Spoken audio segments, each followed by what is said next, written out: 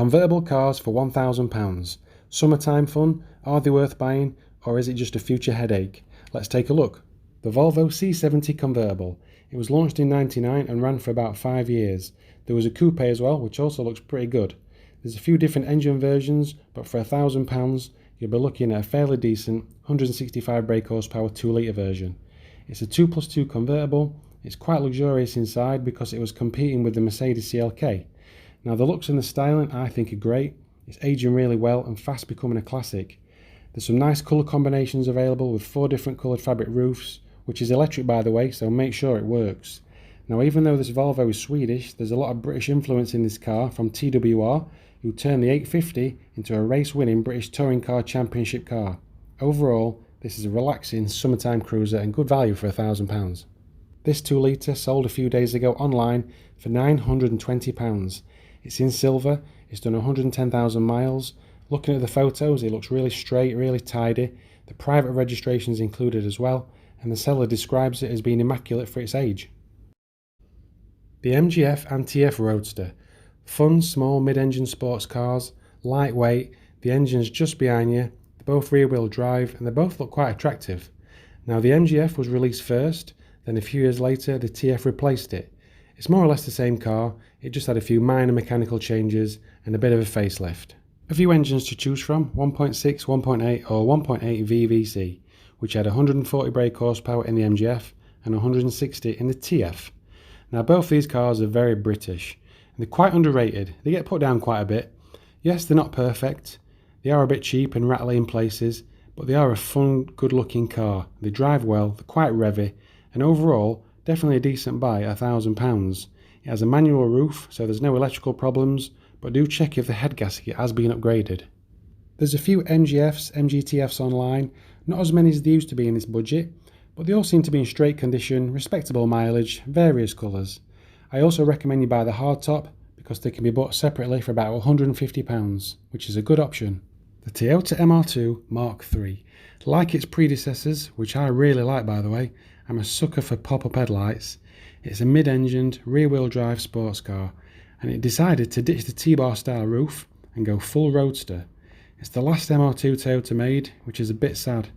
It uses a 1.8 VVTi engine, giving it 140 brake horsepower, but it's really light. It's only 975 kilograms, and it's really revvy and enthusiastic. I was never keen on the looks in the beginning.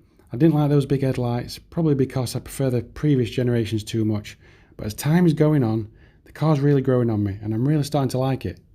There's not many MR2s for £1,000 anymore, but I found this one in silver, nice contrasting red interior, red hood, 116,000 miles for £1,000. It does need a couple of minor jobs for its MOT though.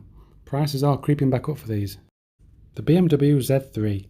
It was built as a high-end MX5 alternative to rival the Elise and Boxster and SLK. There's various engines to choose from, but for £1,000 you'll be looking at the 1.9 8-valve inline-4 version, which has 120 brake horsepower, or the 1.9 16-valve 140 brake horsepower version. It's a front-engined, rear-wheel drive roadster, it's a Bond car, and I know looks are subjective, but I've liked them from day one. I've always thought it was a good-looking car. I love the long bonnet and the side vents. I prefer the facelift version. Well, it was more like a bum lift, but for £1,000 you'll have to settle for this Generation 1. The car has a high quality feel, especially when compared to something like an MGF. There's not many Z3s online for £1,000, but there is this 97 Z3 in silver, 1.9, 117,000 miles. It's described and looks to be in decent condition. The exhaust is blowing a bit. It's for sale for £1,000, but the ad says they'll now take £900. The Mercedes-Benz SLK. It was launched in '96 and it was very popular. It rivaled the Z3 and the Boxster. This front-engined, rear-wheel drive Mercedes has a few engines to choose from, but for £1,000 you'll be looking at the 2.3 supercharged 190 brake horsepower version, or the 136 or 160 brake horsepower 2-litre. The SLK is a good looking little car, and it has that prestige badge as well. It has the clever folding hardtop roof. It wasn't the first of its kind, but it did kind of start that trend off in the 2000s. I prefer fabric roof, I think they look a lot better. It was facelifted in 2000, getting mainly cosmetic and some mechanical upgrades. The interior is pretty high end, it's a very nice cabin, usually with leather. Now all cars of this age can suffer from rust, and the SLK is no different. The panels are the first to go. Mercedes did seem to skimp on panel quality during this period. For £1,000 you can buy this 97 SLK 230. In black, 84,000 miles, which is pretty low for its age, a year's MOT, and the ad says it's got no rust, so you'd have to check it out. It's a lot of car for £1,000. The Mazda MX5 Mark II. Everyone seems to compare Roadsters to the MX5. They are a good fun car, but it wouldn't be my first choice on this list.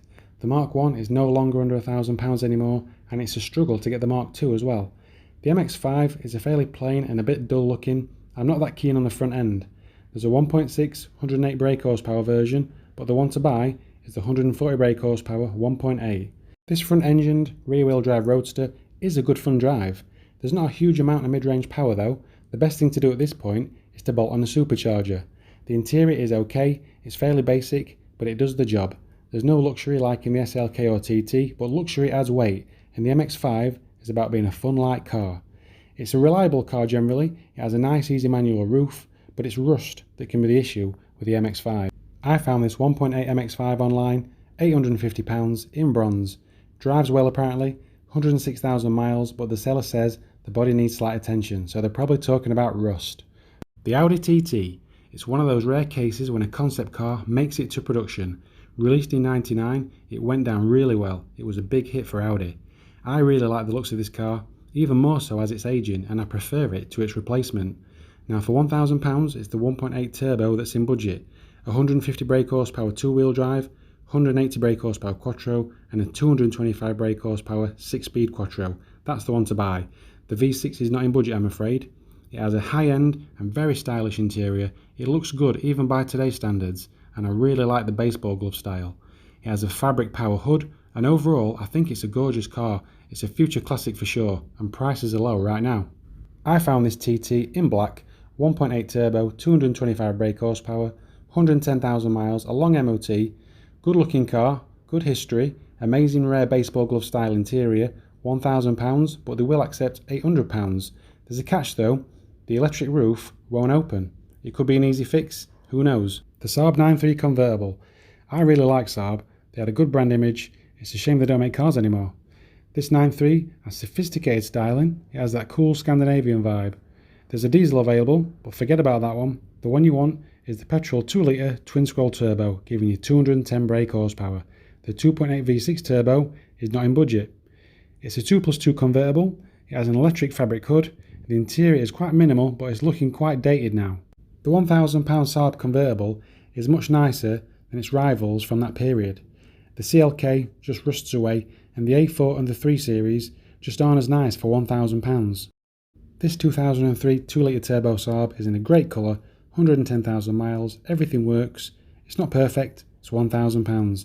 I also like the previous generation one, getting quite rare and retro. It's a nice condition car, 2-litre turbo, £1,000. There are a lot of convertibles for £1,000, too many to list.